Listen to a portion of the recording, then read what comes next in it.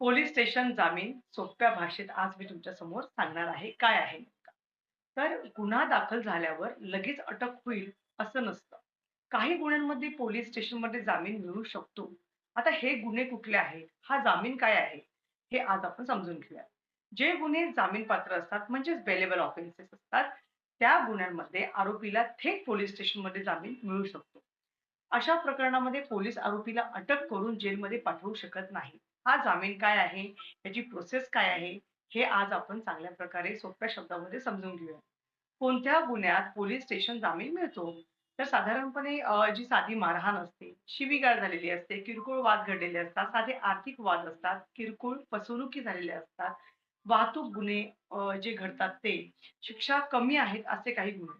याच्यामुळे तुम्हाला हा जामीन डायरेक्ट पोलीस स्टेशनमध्ये मिळू शकतो. आता हा जामीन कसा मिळतो? आरोपीने किंवा त्याच्या नातेवाईकांनी जामीनदार हा द्यावा लागतो.